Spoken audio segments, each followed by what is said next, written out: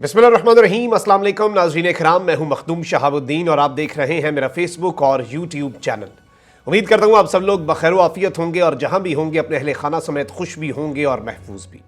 जिन लोगों ने अभी तक चैनल को सब्सक्राइब नहीं किया उनसे मेरी दरखास्त होगी कि चैनल को लाजमी सब्सक्राइब कर लें, बेल आइकन को प्रेस कर दें ताकि आने वाली तमाम तर वीडियोस आप तक पहुंचती रहें और इसी तरह आपका और मेरा ये साथ इस चैनल के जरिए बरकरार रह सके।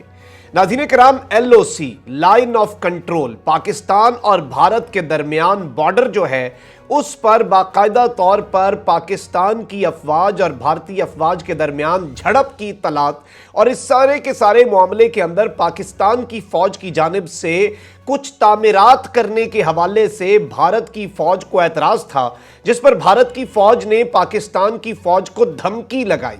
पाकिस्तान की फौज को लाउड स्पीकर्स के जरिए तड़ियां लगाई गई और इस सारे के सारे मामले में ये कंस्ट्रक्शंस क्या हैं जो पाकिस्तान कर रहा है, इनसे भारत इस कदर खौफजदा क्यों है और इस सारे के सारे मामले में उस वक्त पाकिस्तान की अफवाज की जानिब से क्या रद्द अमल दिया गया, भारतीय मीडिया क्या रिपोर्ट कर रहा है और कितना सच रिपोर्ट किया जा रहा है, इस वक्त इंटेलिजेंस और मिलिट्री जराए क्या कह रहे हैं, मैं ये सारी की सारी एक्सक्लूसिव डिटेल्स आपके सामने रख देता हूं।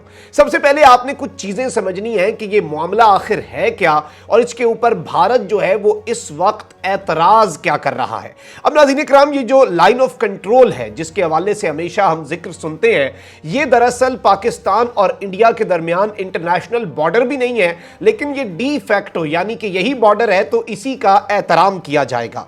और ये नाज़रीन इकराम, मैं आपको बताऊं कि सिमला एग्रीमेंट जो हुआ था उसके तहत जो एक 1949 की सीज फायर लाइन थी, यानी कि 1949 के अंदर एक लाइन खींची गई थी आजादी के 2 साल बाद कि इस लाइन के उधर और इधर सीज फायर है यानी जंग नहीं होगी। इसी लाइन को LOC बना दिया गया क्योंकि ना तो पाकिस्तान जो है वो मानता है कि ये इंटरनेशनल बॉर्डर है और हम मकबूजा वादी को भारत का हिस्सा नहीं मानते, इसलिए LOC का लाइन ऑफ कंट्रोल का नाम दिया गया। अब भारत से स्काई चेन और दीगर से आगे LAC शुरू हो जाती है, लाइन ऑफ एक्चुअल कंट्रोल चीन के साथ। और ये वो चीज है जिसकी वजह से यहां पर भारत की तरफ से जारियत भी की जाती रही है। फिर सीज फायर का मुआहदा जो है 2003 का, उसे पाकिस्तान ने रिन्यू किया इसी साल और जिसकी पूरी दुनिया में तारीफ हुई और भारत को एक इस तरह का हुक्म का पत्ता इक्का फेंका पाकिस्तान ने, जिस पर भारत भी हैरान रह गया कि ये पाकिस्तान ने हमारे साथ गेम क्या की है। लेकिन इस सब के अंदर अगर हम चाइना का मॉडल देखें, क्योंकि भारत जो है अगर वो कभी भी जंग लड़ता है तो उसके जहन में एक चीज बैठ चुकी है कि उसे 2 फ्रंट वॉर लड़नी पड़ेगी, उसे 2 तरफा जंग लड़नी पड़ेगी और उसे चीन और पाकिस्तान का बैक वक्त मुकाबला करना पड़ेगा। यही वजह है कि कल भारत ने अपना S-400 मिसाइल डिफेंस सिस्टम, जो कि रूस का दुनिया का सबसे बेहतरीन मिसाइल डिफेंस सिस्टम है, उसका पहला स्क्वाड्रन जब मिला तो उसे भारतीय पंजाब में तैनात किया।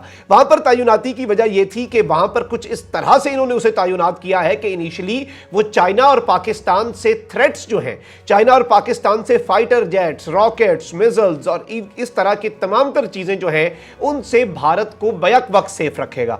जाहिर बात है जब इनके पास मजीद स्क्वाड्रन आएंगे तो ये अलग अलग पाकिस्तान और चाइना के लिए भी लगाने का सोच रहे हैं। लेकिन इस सब के अंदर चीन का जो मॉडल है अगर हम उसे स्टडी करें, LAC के across, line of actual control के अक्रॉस चाइना ने विलेजेस बसाए, चाइना ने बड़े पैमाने पर हाईवेज बनाई। अब वो हाईवेज वहां के लोगों के इस्तेमाल के लिए हो ना हो, मिलिट्री इक्विपमेंट जो होता है उसके इस्तेमाल के लिए बड़ी इंपॉर्टेंट है। अच्छा, इंडिया की फौज के साथ एक बड़ी दिलचस्प सूरत हाल हुई अभी तकरीबन 1 महीना पहले। इनकी फौज ने एक हाईवे बनानी थी जिस पर वहां के एनवायरमेंट की NGOs ने स्टे ले लिया इनकी हाईकोर्ट से। अब ये कहते हैं कि भाई इन्होंने अब सुप्रीम कोर्ट के अंदर जाकर बिलाखिर रोना रोया है। इन्होंने कहा कि देखें जी, वो तो हमने बहाना बनाया था सयाहत का, हमें चीन के बॉर्डर पे हाईवे इसलिए बनानी है क्योंकि जो सड़कें हैं वो इतनी खुली है ही नहीं कि हम अपना हथियार वहां पर ले जा सकें। तो लॉजिस्टिक्स के पॉइंट ऑफ व्यू से और दीगर चीजों के हिसाब से, और अभी भी रिसेंटली जब इनका चाइना के साथ फड्डा हुआ है उसमें इन्होंने 2 इल्जामात लगाए। एक इल्जाम यह था कि पाकिस्तान का जो गिलगित का पाकिस्तान का एयरपोर्ट है उस पर चीन के तैयारे, चीन के फाइटर जेट्स जो हैं वो तैनात हैं भारत के लिए, क्योंकि वो भारत के बहुत करीब पड़ता है। चाइना को सबसे करीबी एयरपोर्ट जो भारत के करीब पड़ता है वो पाकिस्तान के अंदर है, गिलगित बल्तिस्तान में। एक जानिब इन्होंने ये इल्जाम लगाया, दूसरी जानिब इन्होंने इल्जाम लगाया इनके अपने मीडिया ने, और हमने इस पर एक्सटेंसिव कवरेज की कि 10 पाकिस्तानी फौज के कर्नल जो हैं वो Chinese PLA, People's Liberation Army में चले गए हैं और उनकी कमांड कर रहे हैं। वो वहां से भारत पर पीएलए के फौजियों से हमले करवा रहे हैं, यानी एक ही जंग लड़ी जा रही है दोनों फौजों की जानिब से। यह परसेप्शन क्रिएट की जानी थी। अब जाहिर बात है इस सारे के सारे मामले के अंदर रिसेंटली भी मकबूजा वादी के अंदर जो कुछ हुआ उसे बुनियाद बनाकर ये एलओसी के ऊपर से तवज्जो तो वो हटा नहीं पा रहे, जारियत भी नहीं कर पा रहे। लेकिन नाज़रीन किराम, अब जो वीडियो सामने आ रही हैं और जो खबरें सामने आ रही हैं वो बड़ी तशवीशनाक हैं। आप सबसे पहले जी न्यूज की ये खबर देखें। Army objects to unwarranted construction by Pakistan rangers along LOC in Titwal sector.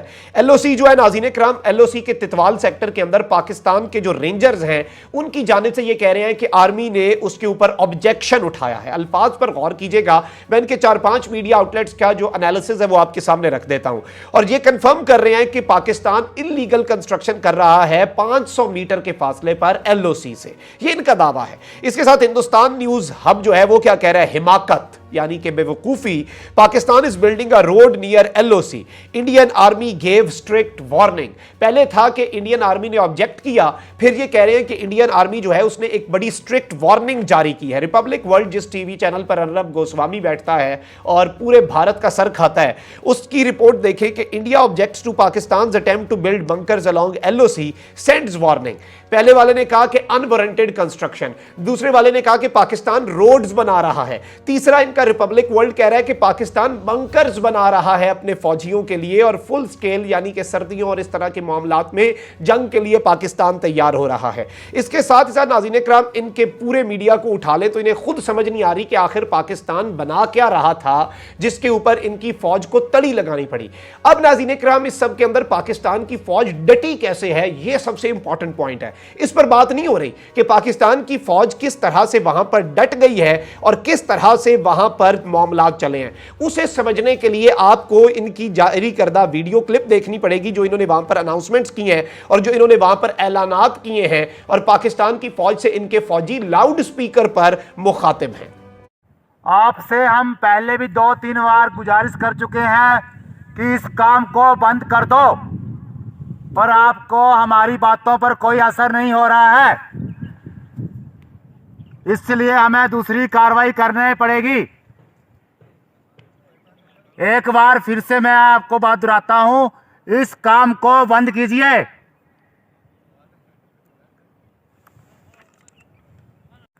Protocol के हिसाब से आप इस जगह पर कुछ भी नहीं बना सकते, इसलिए आप इस काम को बंद कर दीजिए।